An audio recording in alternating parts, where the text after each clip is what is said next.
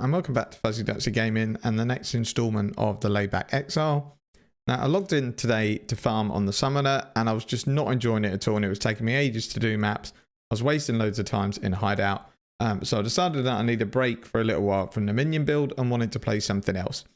So as I mentioned in the last video, I had some really good gear for a Lightning Strike Raider, so I have leveled up a second character, and in all honesty I forgot how quick and smooth it is to level up a second character when you've got currency to craft and you've got a couple of decent leveling items.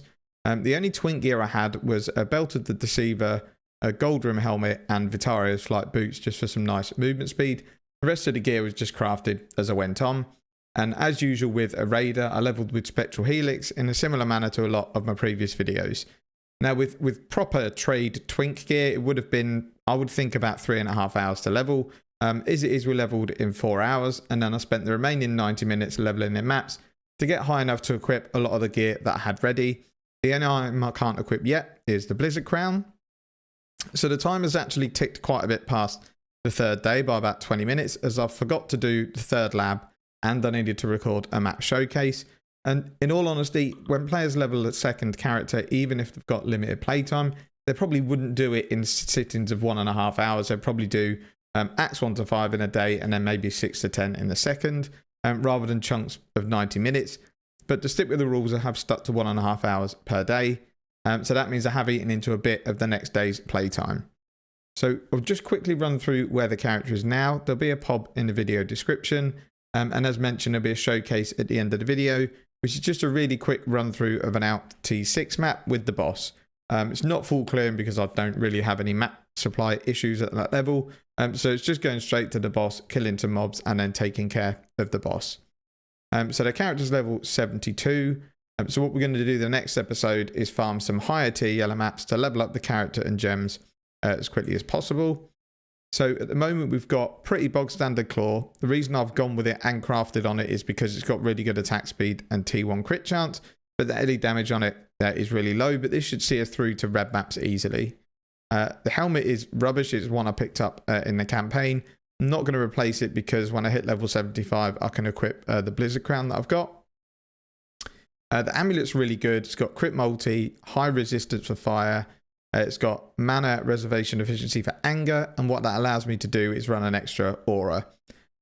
We have rings, which are really just bog standard rings that I've got on the other character that I've now outgrown and replaced. So they're just life and resistances, and that's all. And I've had to craft a bit of intelligence for now to be able to equip the claw, but the Blizzard Crown that I have ready has got intelligence on it, so I'll be able to get rid of these rings and get something better. The 6-link is not ideal. The ideal colours for a 6-link really for me are 3 green, 2 red and 1 blue, but it was very hard to craft that on this base. What we ended up with, because I was running out of chromes, is 2 green, 3 red and 1 blue. So the 6-link is Foul Lightning Strike, LE damage with attacks, multi-strike, inspiration, Trinity and Nightblade support. What I'd like to do is drop multi-strike for added cold. So I need to be on the lookout for an armor and evasion base. We've got an okay Stygian Vise. It's got really high life. The resistances are okay, but it does the job for now. The jewel is absolutely rubbish, but we didn't have a jewel. This gives me a very small chance to blind enemies and a little bit of fire damage to attacks. The gloves are really good. It allows us to not run Ancestral Core in the links. So they're strike, 1 additional target hunter gloves. They've also got strength on it that's really good. And life and cold. And then for boots, these are ones again that I passed down through my minion build. And then the last thing is the shield, which is pretty decent. It's one I crafted in Harvest.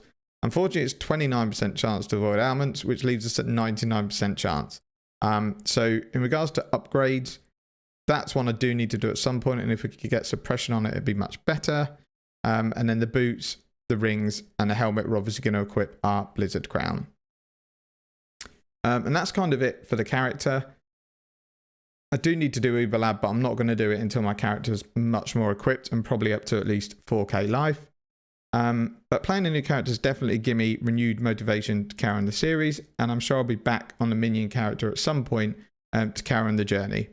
The next episode is going to cover at least 3 hours, so 2 days worth of footage. Since it's mostly just leveling and grinding for gear, and I'll try and talk through what I'm doing in terms of looking for gear upgrades as we go along.